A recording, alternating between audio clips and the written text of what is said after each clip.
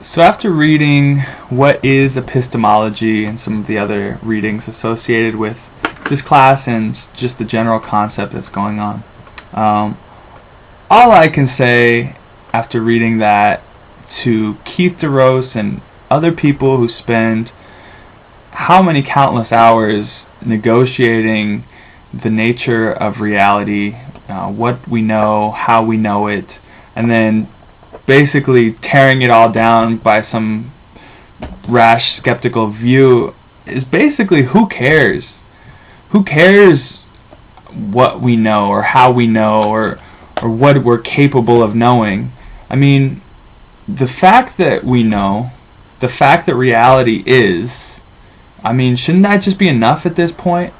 How long does this debate have to go on before we just kind of throw up our hands and say, hey, who cares? Let's get on with it. Let's get on with the real matters that are affecting our lives, and leave this debate behind for the the ancient Greeks or the modern philosophers who originated it. I mean, we can essentially reduce everything in our experience down to skeptical claims of doubt. We can, everything from the personal experience that we have, which to us are obviously real but can be just wiped away because how do we know that's real? How do we know that we can trust our senses or that the physical world isn't something just constructed in our mind? I don't think that this debate has any more need. I don't think we need to waste any more time with it.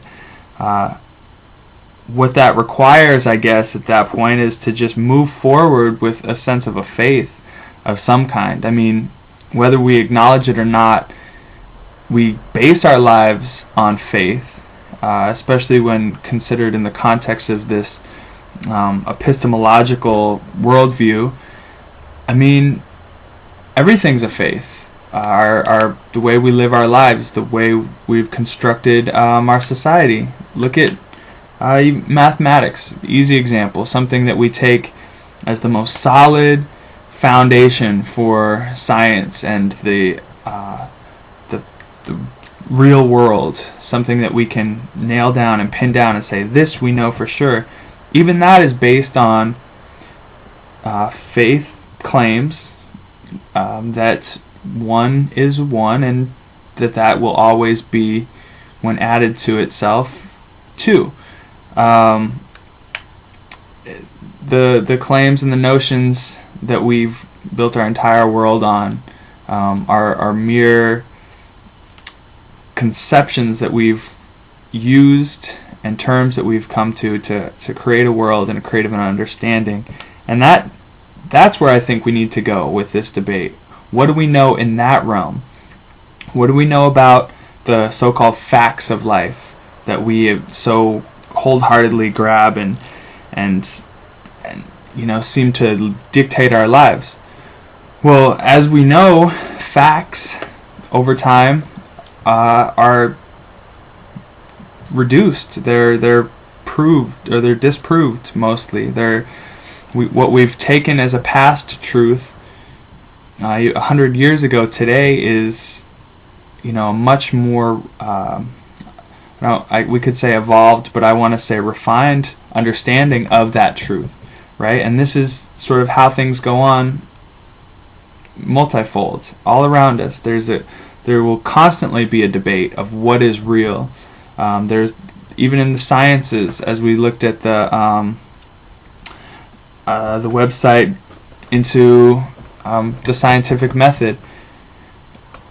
The way we come to data and the way that we interpret the data is always going to be based on the cultural context that we approach it from, right? And so as the cultural context improves upon itself or polishes itself, I guess, there's going to constantly be a refining of truth or what we know. And I want to extend that this debate that so many people get caught up in is this side or this side. This is fundamental to the way that we go about it. We have to have this debate. We have to have this back and forth approaching truth from many different perspectives so that we can refine, again, our understanding.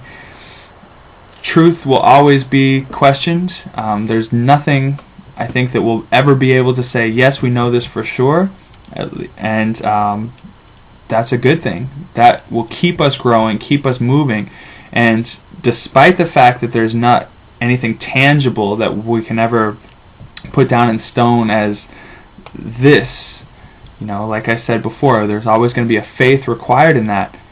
Despite that, there's obvious growth and obvious progression of the mind, human technology and ability, and that is where I want to take these questions of epistemology. What do we know? How do we apply it to the social world?